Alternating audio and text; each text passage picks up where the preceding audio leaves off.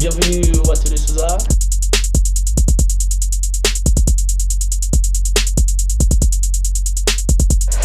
Bienvenue au Atelier Souza. Ouais, merci beaucoup. Thierry François le People. Comment tu vas? Très bien, très bien, très bien. Et Wato, tu nous permets d'entrer dans ton univers? Ouais, sans souci. Déjà, moi, je me nomme Wato de Souza, que vous connaissez. C'est Etunji Kembe Christian, de mon vrai nom. Originaire de la région de l'Est, précisément à Bertois. Aujourd'hui, je suis âgé de 21 ans et je viens de Vogada. C'est là-bas où tout a commencé. Faut jamais oublier d'où l'on vient, c'est ça le plus important. Donc quand tu me dis, est-ce que tu me permets d'entrer dans ton univers musical, je commence d'abord par les sources, tu vois un peu. Oui. Voilà, je viens de Vogada et c'est là-bas où tout a commencé. Tout ce que vous voyez aujourd'hui, c'est là-bas où tout a commencé. Et Wato de Souza, la famille. C'est vrai, la famille, c'est pas facile, ça n'a pas été facile. Jusqu'aujourd'hui, c'est pas facile, mais avec la famille, ça donne. C'est au KLM. Déjà, dès le décès de mon papa en 2017, c'est où tout a commencé. Ça n'a pas été facile. Avant le décès de mon papa, déjà, je vivais avec ma maman en Vogada. En Vogada, ça n'a pas été facile puisqu'on louait dans une petite maison. Nous étions au nombre de 4, c'est-à-dire mon grand frère, mon petit frère, moi-même et ma maman. Mon papa qui était constamment dans les voyages, vous voyez, puisque c'est un homme entretenu, on n'a pas eu le temps là, de partager cet amour avec lui, d'être constamment présent avec lui. Ce qui fait que quand il est un peu parti, quand il nous a quittés, bon, on n'a pas trop ressenti cette absence-là. Et toi, tu avais quel âge quand papa décède? J'avais à peine, je crois que c'est 15 à 14 ans, quelque chose comme ça, oui. Voilà. Et on a surmonté le mal. On a surmonté le mal puisque nous sommes des guerriers depuis le bas âge. Voilà. Et ça n'a pas été facile. Et après, il y a aussi eu le décès de ma maman. Combien de temps après, papa? 1 an juste après, où la famille vraiment nous a un peu abandonnés, puisque nous a abandonnés complètement parce que nous, on s'est senti seul. Je me suis retrouvé comme ça dans la rue. Je ne pouvais pas supporter, je ne pouvais pas rester avec ma famille parce que moi j'avais ma vocation qui était la musique, j'étais passionné de la musique. En tant que jeune de cet âge-là, cette période, ouais. Et les études, tout s'arrête, l'école? Oui, parce qu'il faut dire déjà d'abord, c'est uniquement quand mes parents vivaient que moi j'allais à l'école. Uniquement, c'est-à-dire que j'ai arrêté en classe de première. Mais je compte continuer mes études puisque aujourd'hui, je peux me permettre déjà d'acheter un petit vêtement. Ça veut dire que je peux continuer à mes études puisque j'ai arrêté, j'ai encore l'âge, je suis encore jeune. Donc je me dois de continuer mes études. Et la famille, papa qui décède, maman qui... Ça n'a pas été facile de notre côté, oui, parce que dès que papa décède d'abord déjà, fallait se relier à la famille maternelle uniquement puisqu'on se sentait déjà un peu abandonné du côté paternel. Voilà, et quand maman décède aussi, c'est une autre aventure qui recommence pour nous. Un autre calvaire, ça n'a pas été facile. Wato de Souza. Ouais. Ouais. Et maintenant, il y a le quartier Vogada et l'amour avec la musique. Ouais. Faut dire déjà, moi, je suis passionné de la musique. Je peux dire même, je dirais depuis le ventre de ma mère même déjà. C'est comme si moi, je savais déjà que j'allais être artiste. Parce que je me suis toujours donné à fond dans ce mouvement, dans ce que je fais. Je me suis toujours donné à fond. C'est vrai, à l'âge de 7 ans, 8 ans, j'étais tellement fan du foot, comme tous les jeunes. Parce qu'il faut dire, ouais, le rêve de tout un jeune d'abord aujourd'hui. Si tu demandes, tu veux que quoi, il va te dire qu'il veut que comme Samuel Eto'o, il veut que footballeur. Oui, c'est vrai, j'avais cette passion-là aussi, mais moi, j'étais tellement fan de la musique. Lombole, tu as joué au football, Oui, c'est pas que je joue toujours constamment. Par moment, ça arrive que je peux m'amuser. Je décide que bon, aujourd'hui, je vais un peu aller, j'ai mon 2-0 là. Je vais un peu aller couler là-dessus. Mais restons focus. La musique, moi, c'est depuis. Je suis tellement amoureux de la musique. Lombole, c'est un rythme que moi, je me suis seulement habitué. avec. Mais il faut dire d'abord, moi, je suis fan du rap. Les rappeurs français comme Booba, Nino, La Fouine, toutes ces légendes-là. Oui, c'est eux que moi j'écoutais. À la base, on va dire, il y a d'abord le kiff du rap. Le rap, c'est le rap. Je commence la musique par le rap, puisque en 2011, je me rappelle, j'étais encore primaire. Je faisais, non, j'entrais au secondaire, en classe de siècle, je me rappelle bien, en classe de sixième comme ça. Oui, j'étais tellement fan du rap. Et vous savez, à cette période-là, dans les établissements, on organise souvent ce qu'on appelle les kermesses. Donc moi, je me présentais toujours là pour interpréter les sons. C'est-à-dire quoi, j'interprète le son d'un artiste dont je suis fan. J'interprète. Et les élèves, mes camarades kiffent. On me disait toujours, c'est bien, tu peux te lancer, tu peux avoir une carrière. Déjà à la base, on t'appelait toujours Wato? Non, il n'y avait pas encore ce Wato de Souza là, justement, Wato. Non, j'avais pas encore d'identité, j'avais aucune identité. Et maintenant, vous voyez, le mbole, c'est un rythme qui vient d'abord à la base en Vogada. Quand j'ai en Vogada, parce que nous, on avait un groupe là, on avait les grands frères là. On les appelait on l'appelait la vieille école. La vieille école du Mbole, c'est-à-dire que quoi, quand eux ils animaient, ils étaient mélangés avec les Aristide Parcours qui viennent de Nkondongo, Phil Massinga, beaucoup de grands frères, mais tous se retrouvaient là, toujours là en Vogada. Toujours là en Vogada. Oui. Et nous, on avait toujours tendance à les regarder, à observer ce qu'ils font. Donc on aimait. Et maintenant, pour reproduire ça, nous, on avait... Parce qu'à l'époque, il n'y avait pas les djembés, faut que vous voyez. C'était les seaux. On prenait les seaux, les couvercles de marmite, là, on commence à taper, là, on s'amuse, là, entre nous, les jeunes, là. C'est comme ça. On aimait imiter, on aimait faire ce que nos grands frères faisaient aussi. Et c'est comme ça que je me lance dans l'Ombole. À force de voir ce que nos grands frères faisaient, c'est comme ça aussi. C'est-à-dire quoi, quand il y avait maintenant une petite animation au quartier, mariage, anniversaire, veillée, nous, on était déjà là avant même que nos grands frères arrivent. Donc, c'est un peu comme aujourd'hui, quand peut-être il y a un concert de Fali, on invite d'abord certains artistes pour faire la première partie. Donc, nous, on faisait la première partie des Mbole de nos grands frères. Oui, c'est comme ça. Et le nom Wato de Souza vient parce que moi, je suis bon, vous voyez un peu. Wato, synonyme de Watt un peu. Voilà. C'est le quartier Mvogada même qui m'a attribué ce nom. Ce n'est pas un nom que moi-même j'ai dit que je m'appelle Wato. Parce que dans notre bar, nous étions environ 15. J'étais le seul brun. Tous mes amis étaient noirs. C'est où on dit, bon, voilà Wato. Et c'est lui le leader de notre groupe. Parce que c'était toujours moi, j'étais toujours là au milieu pour donner la joie à tout le monde. Et les années vont passer. Les années vont passer. On a l'amour pour le Mbole dont tu expliquais tout à l'heure. Ouais. Et après, il y a ce déclic dans l'univers professionnel. Ouais. Et là, nous sommes en quelle année? Nous sommes en 2000. Vous voulez dire quoi? Quand je commence. De manière professionnelle, c'est. De manière professionnelle, bon. Je dis encore là, après le décès de ma maman, parce que c'est après le décès de ma maman, oui. Je m'avais d'abord resté avec la soeur de ma maman, la grande soeur de ma maman, où ça n'a pas été facile, parce que ça n'a vraiment pas été facile. Moi, j'avais déjà cette ambition-là de faire la musique. Moi, je ne voulais même plus continuer les études, je voulais déjà me lancer dans la musique. Parce que chaque fois, je me suis rendu compte que chaque fois que peut-être que j'étais au milieu de certaines personnes où je pouvais m'exprimer en chantant, on me disait toujours que non, petit, c'est bien, tu fais bien, il faut te lancer. Et c'est comme ça, je suis quitté. Parce que par têtutesse, comme on dit souvent, je suis quitté par têtutesse chez ma tante, qui est aussi ma mère, je suis quitté là-bas. Revenu en Vogada. Et maintenant, en Vogada, quand je suis revenu en Vogada, c'est pas que j'avais un endroit où je restais, je ne vais pas vous mentir, moi je restais chez des amis. Et c'est comme ça, en Vogada, là, on avait un studio là, studio ABC chez DJ Bogart, que je profite pour dédicacer, parce que c'est un grand frère vraiment qui a participé à l'évolution de ma carrière aujourd'hui. Je suis allé chez lui, c'est comme ça, on commence les choses. Il me dit, mon petit, je sais tu aimes la musique, mais il faut te trouver un manager, il faut te trouver un producteur, il faut trouver quelqu'un qui finance tes projets, tu ne peux pas faire tout de toi-même.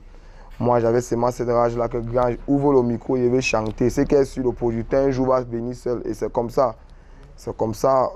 Pas nos réseaux sociaux qu'on a aujourd'hui. Parce que j'ai un collègue, j'ai un ami, un frère à moi qui m'a dit j'aime ce que tu fais. Je veux commencer par te créer une page officielle Facebook où on pourra te contacter. Même les personnes de l'étranger pourront souvent te contacter. C'est là-bas qu'on va balancer tout ce qui te concerne. C'est comme ça. Via la page Facebook, j'ai eu un jour un message d'un grand frère qui aujourd'hui est mon producteur, Jules Elondo, depuis les États-Unis.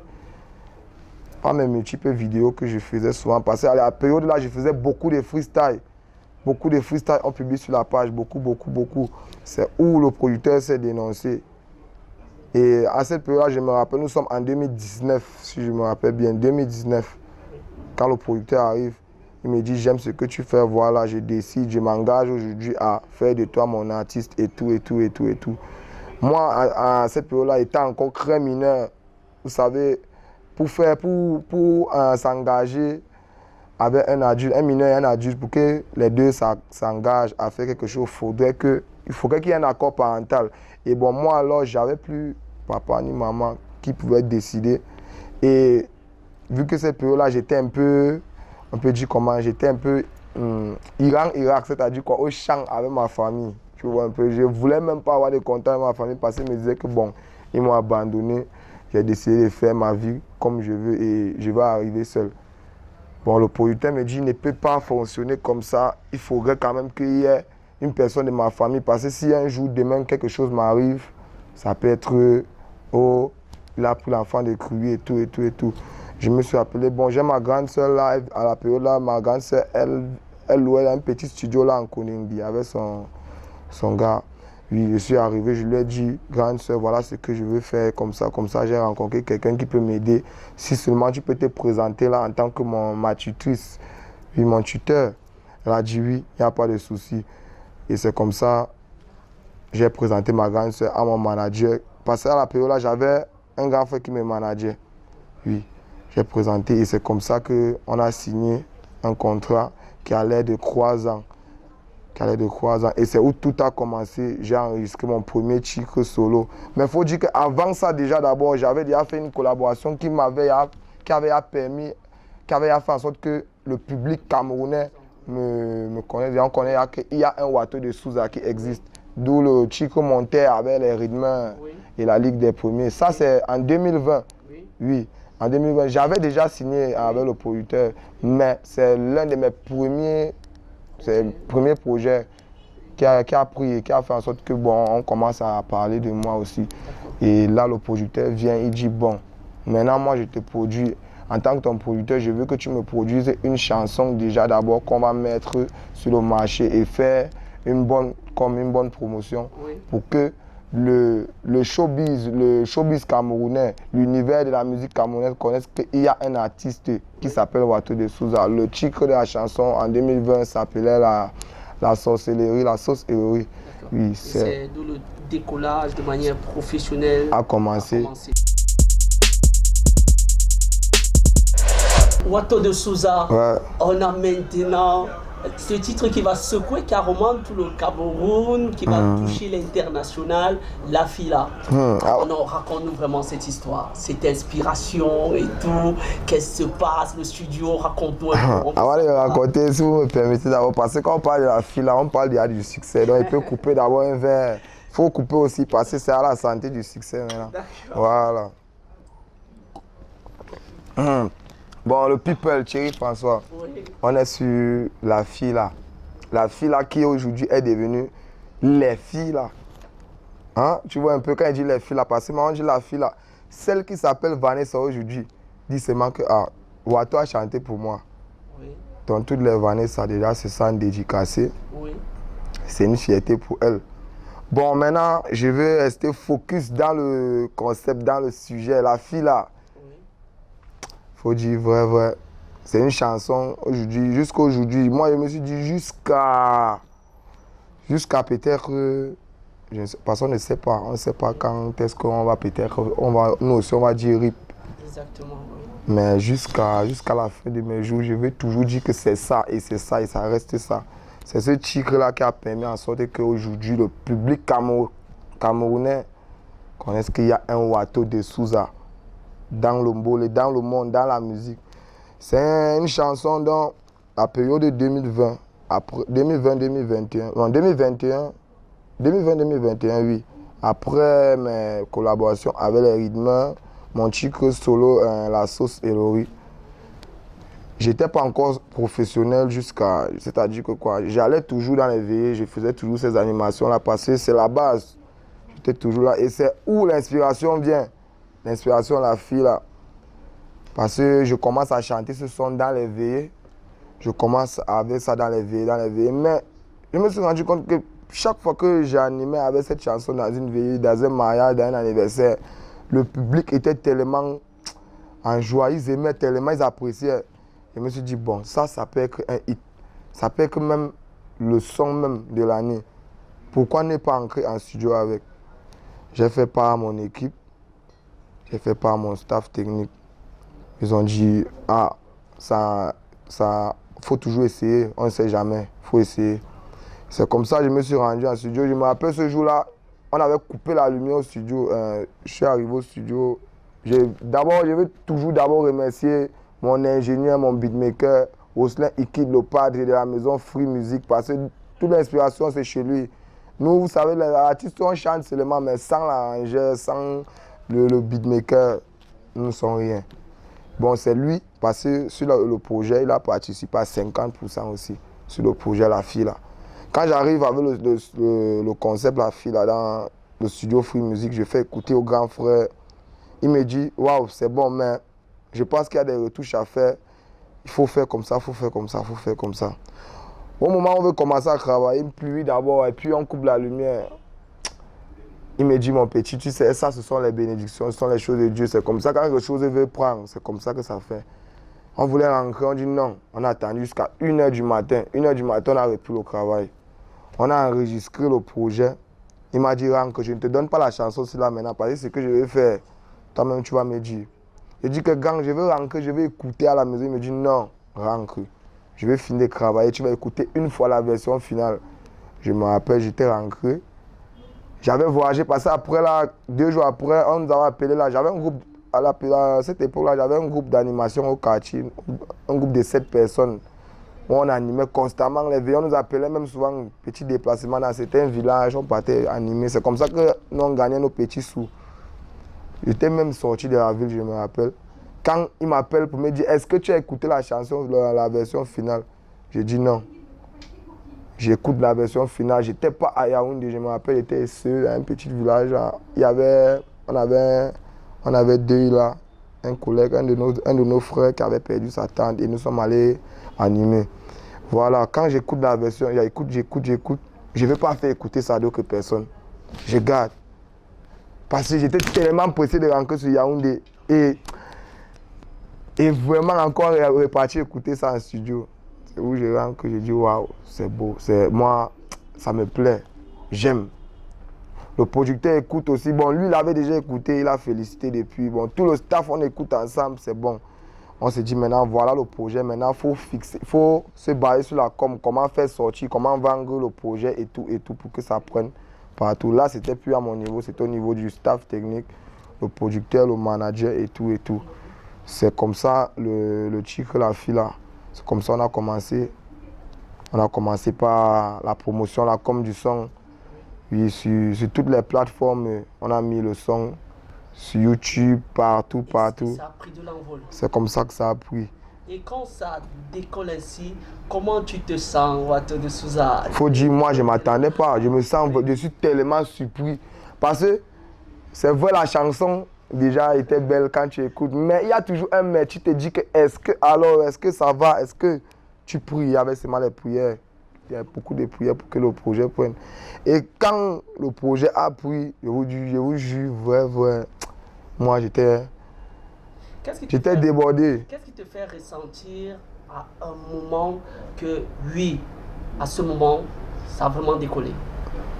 Est-ce que tu te souviens d'un événement qui va surgir à ce moment-là? Ouais, il y a quand les Lions Indomptables commencent à s'enjailler sur le son.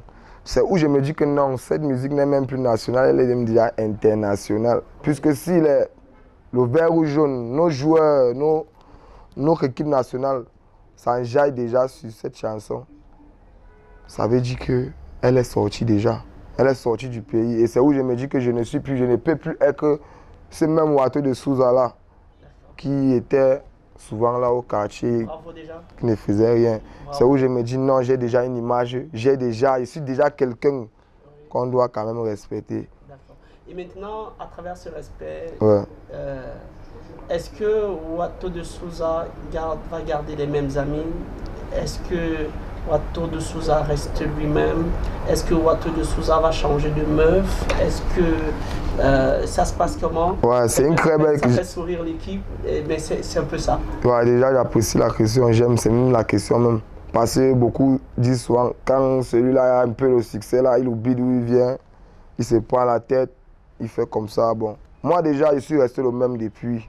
Il faut dire, je suis toujours, dans mes caractères, dans mon comportement, dans mes habitudes, je suis toujours celui que j'ai été depuis. C'est-à-dire quoi? Mes relations amicales avec mes amis du quartier, du ghetto, sont toujours les mêmes. Constamment, parfois quand je n'ai rien à faire, ou quand j'ai une prestation qui m'a un peu donné un peu de sous, je dis bon, je pense un peu à mes amis qui ne sont pas encore comme moi, mes frères, avec qui on a débuté, c'est-à-dire en Vogada, où tout a commencé. J'arrive là-bas, si j'ai quelque chose à faire, je réunis mes gars, on s'assoit là, on s'enjaille un peu, on partage entre nous. Est-ce qu'à ce moment-là, parce qu'au départ, tu nous as dit que ça n'allait pas avec la famille. Ouais. La carrière d'école, qu'est-ce qui se passe à ce moment? Voilà, quand la carrière, c'est une très bonne question encore, parce que quand la carrière d'école et tout, je me dis que bon, je suis déjà quelqu'un. Bon, maintenant, c'est vrai, j'avais ces problèmes-là avec ma famille. Mais vous savez, la famille reste la famille, le sang reste le sang. C'est-à-dire que quoi, au jour d'aujourd'hui, il y a même certaines choses que, même si je vais faire, je vais toujours d'abord passer par ma famille pour me rassurer si, où est-ce que j'ai envie d'aller là, est-ce que c'est la bonne voie, est-ce que c'est la bonne route. Et je me rappelle, avec mon manager aujourd'hui, Stéphane Biquet, que je vais dédicacer, je me suis concerté avec lui, j'ai dit, bon grand, j'ai ma tante là. À un moment, je me rappelle, avant que je ne sois ce que je suis devenu aujourd'hui, je l'avais offensé. Je l'avais offensé. Et si tu peux m'accompagner là-bas, grand frère, pour que j'aille lui présenter mes excuses, pour que aussi elle puisse me bénir, parce que c'est ma mère, c'est la grande soeur de ma mère. Ma grande soeur de ma mère est ma mère. C'est vrai, je reconnais que je ne me suis pas bien comporté avec elle. Elle aussi, elle ne s'est pas bien comportée avec moi, mais quoi qu'on dise, l'aîné a toujours raison. Le petit ou l'enfant ne peut pas avoir raison devant nos parents. Ça, c'est ce que nous, on nous a appris. Vraiment, j'aimerais que la famille soit à nouveau réunie, qu'on puisse partager ce moment-là. Il ne faut pas dire que vous allez rester comme ça, vous allez me voir passer à la télé, vous dites aux gens que c'est notre fils là-bas, et on disait, ah, ce n'est pas lui, il n'est pas de la famille. Et vous aussi, vous vous sentez peut-être mal à l'aise parce que vous ne pouvez pas m'aborder, parce qu'il y a peut-être des contentieux entre nous et nous. Je dis que non, c'est pas possible, ça ne peut pas se passer comme ça. Moi, je suis reparti vers ma famille, leur présenter mes excuses et je veux vous rassurer, au jour d'aujourd'hui, nous vivons comme une famille doit vivre. Vous vivez dans la paix. Dans la paix. Grâce à ton succès également, tu as réuni tout le monde. J'ai réuni tout le monde. Jusque-là, ça va? Ouais, ça va, tranquille. D'accord, allez. Wato de Souza, et on a la fila qui bouge, les lions indomptables et tout. Et directement, il y aura beaucoup de collaborations. Beaucoup. J'ai déjà cité les rythmes. Oui. Bon, mes collaborations 2021, il y a l'une de mes collaborations que j'ai beaucoup aimé. Oui. J'ai vraiment aimé parce que c'est une collaboration dont je ne pouvais jamais imaginer chanter un jour avec les grands frères comme Avero Jazz, Magasco, Winnie, l'idole, la collaboration Good Time que vous avez écouté. Good Time, le projet Good Time. Il y a aussi les médecins de Medellin, Petit Boza, Petit Malo, la chanson de la Canne qu'on a composée. Oui, c'est une collaboration aussi. Et Menace Toxique, Team Kaiser aussi, ça c'est un projet 2021 qui n'est pas encore, jusqu'à aujourd'hui, n'a jamais été officiel sur les réseaux, mais ça, on garde toujours parce qu'on se dit que bon, un jour, ça peut prendre, voilà. D'accord. Et Comment j'aime bien ça, quand on t'appelle pour des projets avec Avero Jazz, avec tous ces artistes dont tu as cité Magasco, quelle est ta première réaction? Non, moi, je suis d'abord étonné que mince. Attends, ils n'ont pas confondu. Bon, c'est qui? C'est moi qu'on appelle ou bien. Bon, il me dit que bon, c'est déjà ça. C'est plus le rêve, c'est la réalité. Oui, c'est ce que je me dis. Il y aura beaucoup de tournées. Ouais. 2022. En 2022 déjà, on va un peu, voilà, c'est bien de parler un peu de l'actualité. Oui, parce que il y a mon EP déjà, d'abord El Conquistador, déjà, qui est déjà là. El Conquistador. El Conquistador, si vous me permettez un peu de parler d'El Conquistador. On te le permet. Voilà, El Conquistador, c'est toute une inspiration, hein, le people. El Conquistador, d'abord, qui vient du mot Los Conquistadores, c'est un terme utilisé par les colons espagnols au 15e siècle. Ça, c'est pour mes frères, mes petits frères, mes grands frères. Bon, ceux qui ont eu la peine de souvent écouter les cours d'histoire comme moi, là, parce que à l'école, d'abord, moi, c'était ma meilleure matière là-bas. Tu peux me gagner partout. Mais en histoire, géographie, non, c'était mon domaine là-bas. Voilà, Los Conquistadores, c'est un terme utilisé par les colons espagnols au 15e siècle. Eux, leur mission, c'était quoi? De conquérir l'Amérique latine jusqu'en Argentine. Voilà, et faire de ces colons leur propre colonie. Vous voyez un peu. Maintenant, Los Conquistadores, maintenant, qui revient encore avec El Conquistador? En français, qui signifie juste le conquérant. Bon, maintenant, Wato de Souza, je me présente et je me définis moi-même que je suis El Conquistador. Oui. Celui-là qui vient conquérir l'univers musical, pas seulement dans l'ombole, mais en touchant d'autres sonorités, d'autres styles musicaux, vous voyez un peu tels comme le bikutsi, le rap si possible, le coupé décalé, l'afro décalé, tous ces autres styles musicaux là, voilà. Et quand vous allez écouter mon EP, vous allez constater que vrai, il y a, comme je me nomme de Mbole Game Changer, il y a vraiment un changement dans cette EP. Oui. C'est un mélange vraiment de beaucoup de sonorités. Oui. Dans cette EP, vous allez trouver de l'afro Mbole décalé, oui. Du Mbole pu, oui. Du pu Mbole, du Mbole similaire un peu au Bikutsi. Oui. Vous voyez un peu. Donc c'est un mélange déjà, c'est tout ce qui signifie El Conquistador. Les différents titres de mon EP, mon répondant, oui. Au nom de quoi? Le jubilé, adrénaline et les conseils de maman. D'accord. Voilà. Et qu'on peut retrouver partout également. On peut retrouver partout sur toutes les plateformes de téléchargement, oui. Et sur la plateforme Stylac au prix de 500 francs uniquement. D'accord. Voilà. D'accord. Très important, il faut dire qu'il y a également des grands sponsors qui se ramènent. Ouais. Orange Cameroun. Déjà d'abord je suis nominé. Je vais parler de mon actualité. J'ai été nominé d'abord MTN Music Award. Yes. C'est vrai, j'ai pas eu cette chance-là de remporter le prix, mais j'ai quand même eu la 3e place. Pour un début de carrière, moi j'apprécie. Je dis que bon, pour moi c'est même une victoire. Oui. Parce que être nominé d'abord déjà c'est une victoire. Il faut dire que je ne m'attendais pas à ça. Et la même année encore, je suis nominé encore au Star New Show by Orange. 2e édition. Donc je suis toujours nominé, j'invite toujours mes fans à aller voter pour moi. Parce que tous ceux qui ont aimé la fille, là, le projet La Fille, c'est le moment d'aller voter. Moi je viens d'un quartier populaire comme Vogada, un quartier où on connaît que c'est le... Quand on dit Vogada, c'est l'un des quartiers les plus influents d'abord de la ville de Yaoundé. C'est un des quartiers où on retrouve des bonnes choses comme des mauvaises choses. Moi je ne vais pas vous mentir, j'ai grandi dans ce quartier, je connais.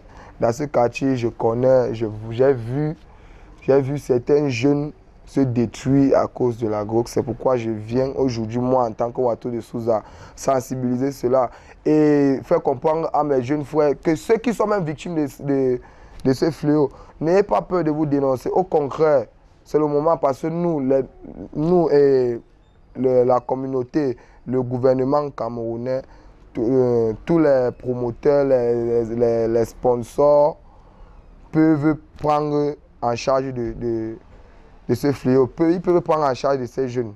C'est le moment passé. Dire que non, j'ai peur de m'afficher, de dire que je suis un drogué. Moi, je vois que c'est se faire du mal à soi-même. Parce que plus tu as peur de te dénoncer, et alors que si tu te dénonces, on peut t'aider.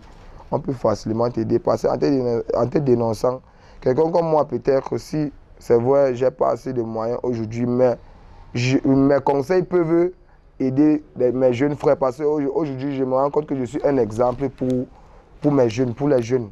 Je suis un exemple, puisque je viens d'un quartier comme Vogada, un quartier où on sait que la majorité des jeunes, si ça ne donne pas, ils vont s'infiltrer dans le banditisme et la drogue. Mais je suis aujourd'hui un jeune qui veut passer le message. Qui veut passer le message à mes jeunes frères que non, c'est pas ça. Au contraire, vous pouvez laisser ça, vous pouvez vous concentrer sur vos études pour avancer. Aujourd'hui, ils sont nombreux ces jeunes-là qui aimeraient aussi être des artistes. Et comment tu gères cela? C'est vrai, je reçois ces messages constamment, chaque jour sur ma page. Wato, je veux que comme toi, tu as fait comment? Donc ils disent même que oh, tu es dans quelle secte? Parce que ça, quand quelqu'un a réussi un peu là, c'est qu'il a crampé là. Bon, moi, tout ce que je peux répondre, tout ce que je peux passer comme message à mes jeunes frères qui veulent être comme moi. Les gars, c'est le travail, seul le travail paye. Et quand je dis le travail, aujourd'hui, il y a les réseaux sociaux qui nous permettent de communiquer sur nous, sur nos projets, sur ce qu'on veut, sur ce qu'on veut faire, sur ce qu'on veut être, sur ce qu'on est. Donc c'est grâce aux réseaux sociaux aussi, moi je suis Wato de Souza aujourd'hui. Comme je vous l'ai expliqué, j'ai commencé par avoir une page officielle où je balançais tous mes contenus là-bas. Oui. Mais c'est comme ça que j'ai eu un producteur. Bon, mes jeunes frères qui sont talentueux, puisqu'il y a les talentueux, il y a plus talentueux que moi. Ça, moi je sais d'abord déjà. Je sais qu'il y a plus talentueux que moi et que s'ils se mettent vraiment à fond au travail, ils sont disciplinés, ils respectent ce que leurs grands frères leur demandent de faire, ils vont aller plus loin que moi. Moi, ça, je sais. Le succès c'est pas quelque chose que on ne peut dire comment on crée. On ne crée pas le succès que tu dis que bon, moi, je vais créer mon succès. Non. Le succès, on est avec, parce qu'il peut dire comment c'est, chacun a son étoile. Oui. Chacun a son étoile, on est avec le succès. Et il faut juste attendre, il faut juste être patient parce que, comme on dit, chacun a son heure. Le moment viendra où toi aussi, tu pourras t'exprimer devant les gens et dire que ça n'a pas été facile. Mais pour l'instant, mes jeunes frères, vraiment, il faut vous mettre au travail. Ceux qui font aussi le mouvement Bolé, faites constamment des freestyles, des vidéos. Postez sur vos pages officielles, publiez partout. C'est comme ça les promoteurs vont se dénoncer et ils viendront auprès de vous pour travailler avec vous. C'est tout ce que je peux passer comme message, parce que c'est comme ça que chez moi c'est venu. D'accord. Sur ces mots de succès, travail, on te dit merci. Et restez humble aussi, parce que c'est le plus important. Il ne faut pas se prendre la tête. Merci Wato. Merci Gérard, je remercie tous les auditeurs du plateau, Thierry François, le people. Je passe un coucou à mes fans qui me regardent. Et les gars, restez scotchés parce que beaucoup de bonnes choses arrivent. On est ensemble. Je vous remercie parce que jusqu'à aujourd'hui, c'est vous qui me donnez la force. C'est vous qui faites de moi ce que je suis aujourd'hui. Sans vous, je ne suis rien. Sans vous, je suis rien. Je vous remercie. Voilà, on est ensemble, la famille. Et on les invite aussi à s'abonner, tout simplement. À s'abonner sur les différentes pages et à aller écouter les nouveaux projets. Voilà. Merci. Allez. On est ensemble.